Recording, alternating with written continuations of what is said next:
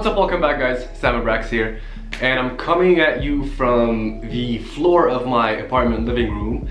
Why? Because, I don't know, I got bored of that other setting and my apartment may be small and old, but we can get creative. Anyways, in this video what you're about to see is I went to Austin, Texas for one weekend and I spent it with a bunch of very cool guys who sell on Amazon and who you guys probably know. We were there for the weekend because Ryan Moran hosted an event called Brand Builder Summit, and you know, by the name you probably know what it is about. So in this video I'm asking Matt Loberstein, Brock Johnson, Tom Wong, and a few others 3 things that they learned from this event, 3 things about branding and Amazon, because you know, it was mostly Amazon focused, what they learned and what they're gonna change about their business or what they're gonna do next. So what you're gonna see is these interviews that I had with them. They were at the Jungle House. If you don't know what the Jungle House is, Jungle Scout basically rented out a huge mansion, villa, whatever you want to call it, in Austin for us to stay in. And again, thank you Greg Mercer for that, it was awesome. And that last night of the weekend, we had a party at our house. We invited everyone from the event. You're gonna see because it's gonna be loud in the video, but I did add subtitles just because I assumed some people might be annoyed by the audio. It's not too bad, you'll see. But the content is gold, and that's why I didn't want to not post this. I almost didn't. I actually split it up to 2 videos because it was too long. So subscribe if you want to see that next video. It's coming very soon, maybe the day after this one comes out. And yeah, I guess that's it. So before you see that, congrats to the giveaway winner. Contact me on Facebook to make this work. And if you want to win the next one, I give you guys the chance to win a 1-hour free call with me. All you have to do is click the thumbs up, leave a comment saying you want to win, and click on the subscribe and the bell, that notification bell thing, and I'll choose the winner in the next video. Enjoy this one, and again, keep in mind there was a party in the background, so the audio might be, just take it easy in the comment section. So, let's tell the 2 people that don't know who you are and what you do. Yeah, I'm Matt Loberstein. I've been selling on Amazon going on 4 years now, somewhere between 3.5 and 4 at this point. I'm all about brands. That's what I believe in, whether it's on Amazon, off Amazon, product lines of related things, serving similar people. I'm all about that. So I hit the 7-figure level 2 years ago for the first time, then last year, then this year will be. So that's where I'm at. And now I have YouTube and do the whole thing on all the other stuff that comes along with that. So yeah, you've been branding for a while. You have the experience of branding. But what are 3 takeaways from this conference as someone who's been branding? Sure. So I'm sure you learned something. Yeah. So I have 3 that come to mind from the whole conference that that really just impacted me and stood out from the conference. They're not all necessarily branding, but the first is that I've already known, and I've already thought about this, that story is everything to brand. Like story, well, not everything, but it's a big component of brand is having a story for your brand. It can't just be like, we sell this product and it's good because of this. It has to be like, you know, you're telling this entire story of what it's going to do for the customer. And something that was interesting that came up was to tell the customer's story rather than your story. Like you're not just telling your brand story, but you're telling what journey is the person buying it on?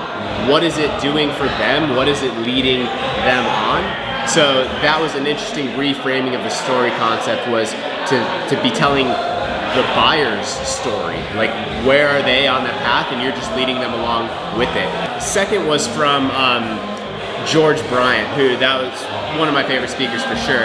And people aren't marketing like they care about the person on the other end. Like 99% of businesses are just marketing like they really don't love the person on the other end. So to actually love your customer and to do things that are win-win for them, like you have to give to them. Like, you know, you're not just like trying to lead them down a funnel and trick them at the end and upsell and all this stuff and like, you let me trick you into giving me my email so then I can get you onto this whatever thing. But they're about like, how can I leave you off better even if you don't buy? So that was big. And like, and the way he framed it was like, what if your grandma went down your funnel? Like, you know, would you be okay with that? Like, how would you feel about your grandma or his grandma? Like, would your grandma get tricked by this funnel? And if the answer is yes, then you're probably doing something that's like manipulative. So the third was just that being around like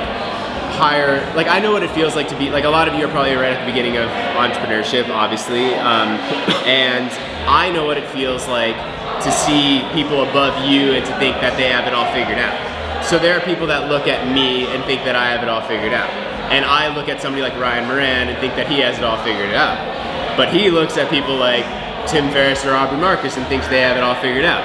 And they look at somebody else and think they all, and the truth is nobody has it all figured out. And everyone is just like doing stuff they can. Like one of the speakers, Moiz Ali, like he had just sold for $100 million his brand, and like he went to see a therapist. He's just like, you know, this feels weird, and it's just like, you know, the journey, and like it's not just like it's the comparison. It's just like, you know, don't think that the person one level above you has it all figured out. Like we're just all like, we're all looking the same direction, you know?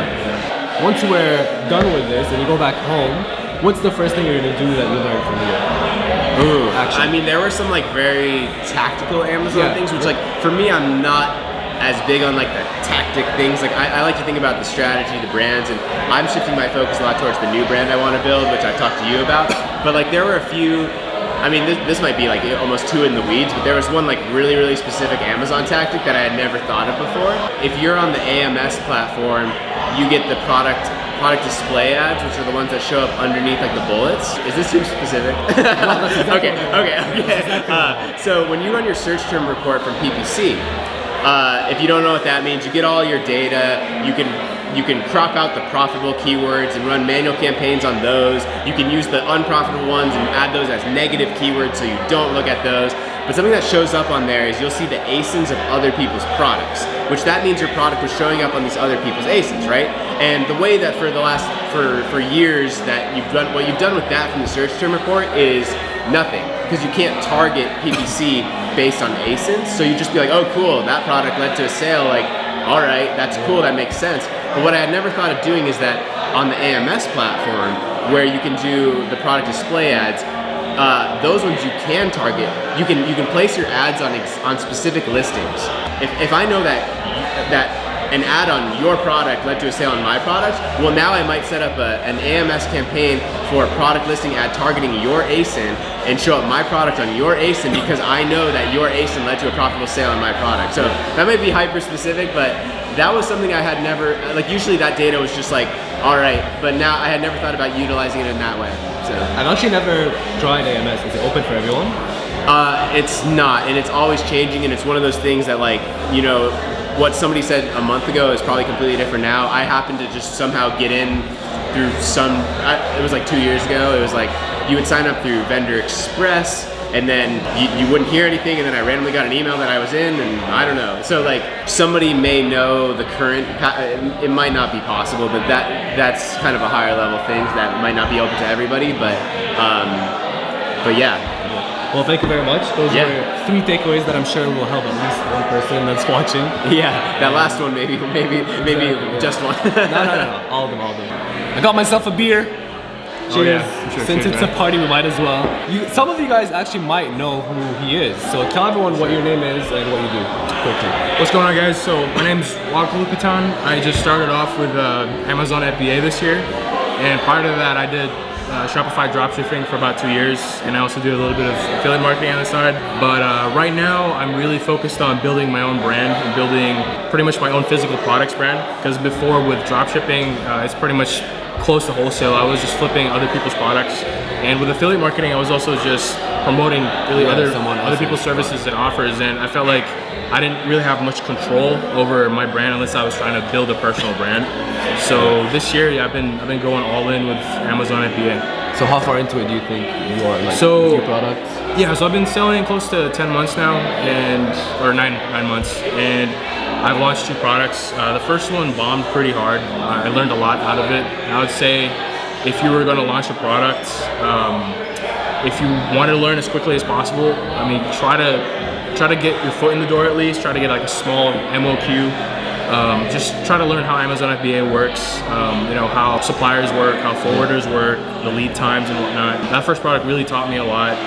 It's pretty much taught me a lot about brand building, which is why I'm here at the Brand Building Summit. At least here with the Brand Builder Summit, it teaches us on how to actually build real companies and real brands that we can eventually sell outside of Amazon. So right now, like, they're teaching it to where Amazon is just a sales channel. It's not gonna be your primary income source.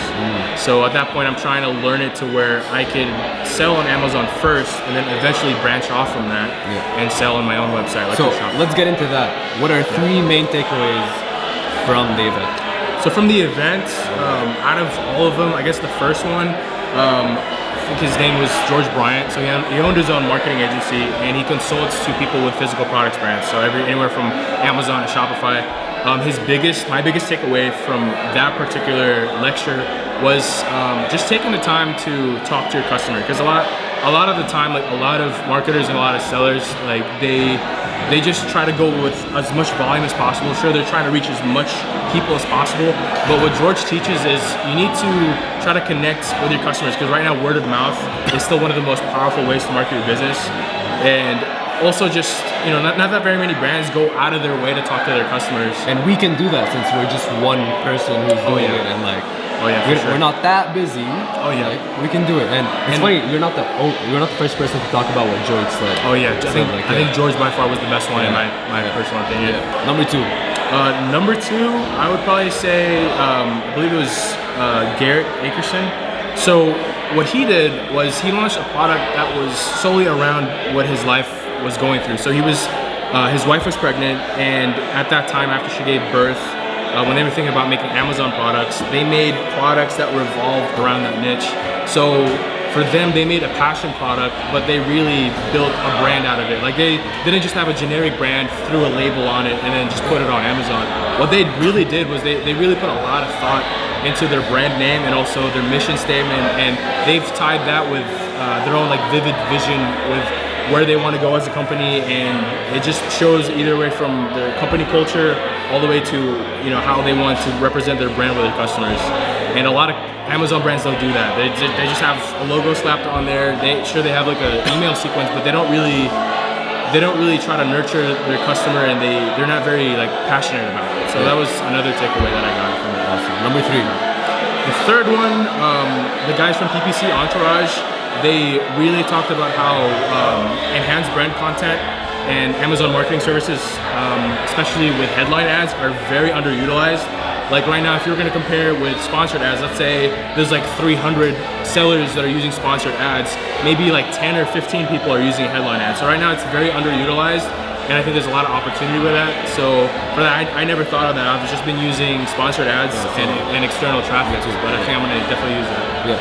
All right, awesome. So after you finish this beer and you go back home, or tomorrow, what's the first thing you're gonna do that you learned from this year? The first thing I'm gonna do is, especially with what Garrett talked about, was talk about your vivid vision. Where is your brand going to go, and what is it gonna represent? So for me right now, like with my current products, my first 2 products, I've just had a generic name, but I had the branding down, but I never had the brand name and the mission statement. So I think when I get back home, once I hit my 3rd product, I'm definitely gonna make a brand that completely encapsulate or definitely fits the box for that niche. Awesome. Well, thank you very much. Yeah, for sure, bro. And he has a YouTube channel. I'll link it in the description below. Go check him out. He's just starting. He's like me last year almost, or not. Me a few months ago. Yeah, like, I don't know, like August, right? Somewhere like that. Yeah. So go see his journey from almost the start. Sure, man. Thanks. Alright guys, I'm cutting it short here for this video so that it doesn't turn out a 20, 30, 40 minute video. Yeah, I'm still on the floor. It's cool. And in the next one, you're gonna see Brock Johnson and Tom Wong and maybe someone else, I can't remember. But if you do want to see that one, click the subscribe button and click on the bell, because honestly, the bell is the only way you get notified. Otherwise, it'll just get lost in the YouTube world. And if you did like this video, click on the thumbs up. It helps other people see this video, and it helps me know if you like the video and if I should do more of these. And yeah, leave a comment saying I clicked all the things and I did all that stuff. And no, I'm kidding. I'll see you in the next one. Peace.